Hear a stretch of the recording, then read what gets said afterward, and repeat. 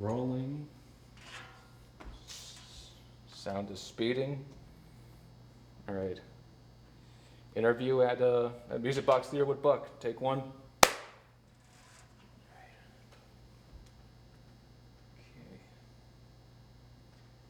All right, just want to check things out real quick again. All right, camera's rolling. Still good. 47% battery. This is still good in the battery front. Okay. All right. So tell us, introduce yourself and your background. My name is Buck Lepard. I'm the Senior Operations Manager at the Music Box Theater. I've been a part of the Music Box since 2009. Tell us more about the Music Box Theater. The Music Box is Chicago's year-round film festival, we like to say. We show all sorts of films, independent, foreign films, documentary, classic films, special events, special guests. The Music Box has been around since 1929. We just had a big 90th anniversary celebration back in 2019. Prior to the pandemic, we were open 365 days a year. We would be screening movies every day, including having a lot of annual special events like Christmas shows, special Thanksgiving shows, a lot of stuff around Halloween, film festivals, all that stuff. How did your business react to the first wave of COVID-19 that happened back in March and April? So we were in the middle of our 70 millimeter film festival back in March 2020. We had just gotten through the first week when more information about COVID started coming out and government mandates started coming out. We were keeping an eye on it internally of what would be the best steps for us to take. And over the course of 2 or 3 days, everything kept changing. We'd gotten through the first weekend of the festival, which, we have an auditorium that seats 750 people. We were expecting a lot of those shows to sell out. And then we got the word that capacity restrictions were gonna change. So we needed to go down to a maximum of 200 people in our 750 seat auditorium. So we took the steps to ensure that that would be the case. And we were talking about extra cleaning measures that we could take. And then literally a day or two later, word came down that businesses needed to go down to 5 or 10%, and then basically that we needed to close, which we all agreed was the right thing. But it was a very strange few days, thinking we were taking the right steps to get ahead of this and mitigate risk, and then finding out that what we were planning on doing was not going to be enough, and that the only thing to do was to go into full quarantine.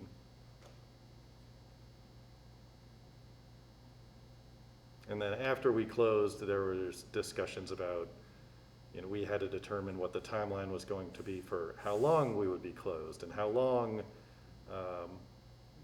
when we would be able to reopen and start showing movies again and what that would look like. And as with many people, the timeline kept changing. We shut down, we figured, okay, it's middle of March 2020, we'll probably reopen first weekend in April. So we, kept all of our staff on payroll and everything, and we wanted everyone who works here to be taken care of. And we started making plans of okay, how is this going to affect our schedule? Because we already had things planned for April and May and June. And then, 2 weeks shut down, turned into 3 weeks, turned into 4 weeks, and we kept having to have discussions of, okay, well, we're shut down, but we're still gonna have our big Easter shows. No, actually, the big Easter shows are not feasible, but we're still gonna be doing this film festival in May. Actually, we're not gonna be reopened, so let's cancel this film festival in May. And all during the time we were trying to figure out, things we could do internally to stay viable and, be in communication with our audience and be, helping our staff, and then making sure we were in a good position for when we'd be able to reopen, whenever that is. Did you have a chance to reopen during the summer when the cases were lower? We did. We reopened in early July. We started playing a bunch of classic films on 70 millimeter, which is this extra big film format that very few movie theaters even have the capability to do. So we played a lot of classic films meant to be seen on the big screen. Vertigo, 2001: A Space Odyssey, leading up into the release of Christopher Nolan's new movie Tenet, which didn't end up opening until the end of the summer, but we opened that on 70 millimeter. And we stayed open for about 4 or 5 months there. Yeah, reopened in July with limited capacity, limited show times, more time in between movies for extra cleaning precautions, and then we shut down again in mid-November. Okay, yeah. Hold on just a second. Okay, everything looks good so far on the camera's end. I'm trying I'm like a one-man show right now. So. Oh yeah, of course. So how did Music Box Theater react? That actually goes into my next question. How did Music Box Theater react to the when the cases started rising again in Illinois in November and December? Was it like similar to March and April? We were a little bit more prepared for it. That was always, even when we reopened, we had in the back of our mind, like, we're going to be paying attention to the numbers and to everything, and with anticipation that, like, we may have to close again. So unfortunately, it was a case of practice makes perfect, where by the time the second closure came around, we were able to make that decision faster and react accordingly, and we already had several things in place. We had certain things that we had started doing during our first closure to, again, engage with our audience a little bit more and also bring in a little bit of income so we didn't have to close down permanently. So that included partnering with different movie distributors and studios to do virtual cinema screenings. So we had a lot of movies that would have been playing at the Music Box if we were open, and instead people could buy tickets to watch them online, and then we would be splitting the revenue with the movie studios for those, because we'd be advertising it to our audience.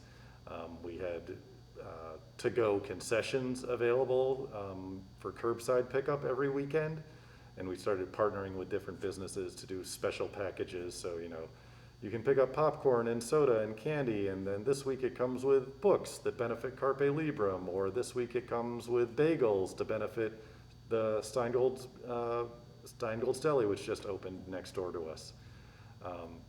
So we had to get creative on a few ways to keep our business going during our closure.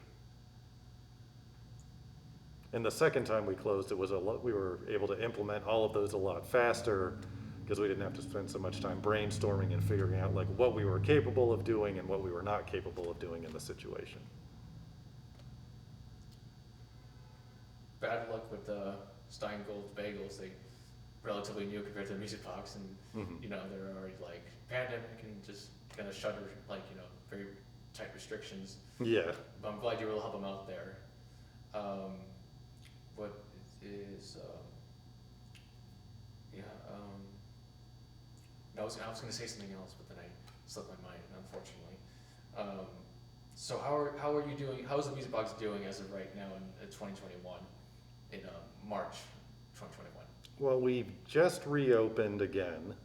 We were closed for the first several months of the year, but still doing our virtual cinema, doing to-go concessions, a few other different things.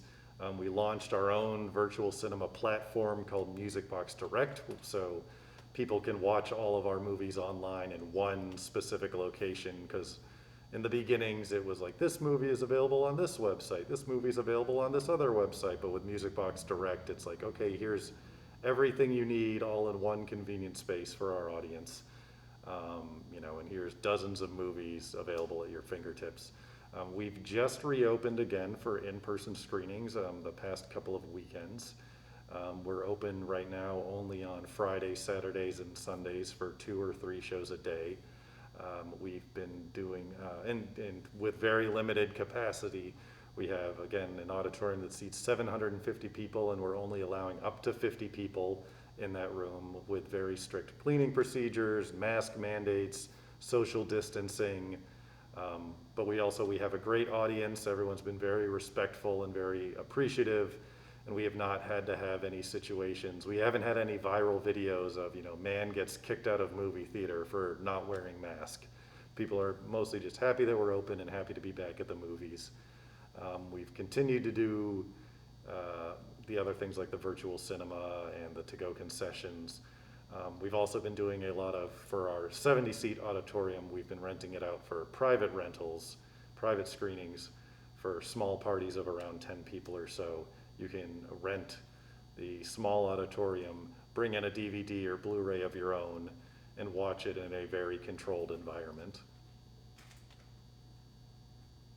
That's pretty awesome, to be honest. Mm-hmm. How much does that cost? And also, I've also seen news headlines where people have gone to movie theaters, like other movie theaters have done something similar to what you're offering.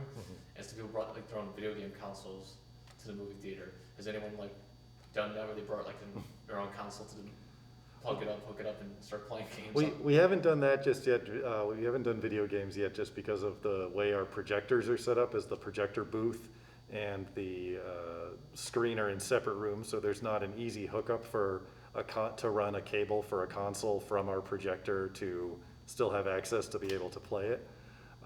But yeah, we have done, we've been doing a lot of the private screenings. Like I said, it's a 70-seat auditorium. You can have up to 10 people in there. And it's $250 for, the length of a movie. We've had people bringing all sorts of stuff, Tron Legacy or Face Off or Star Wars or When Harry Met Sally or The Princess Bride, all of their favorite movies of any genre, groups of friends getting back together for like the first birthday that they've been able to celebrate in the past year. Things like that. So it's been good to see people coming back in and being excited about watching movies. And we had a few people who've come back for repeat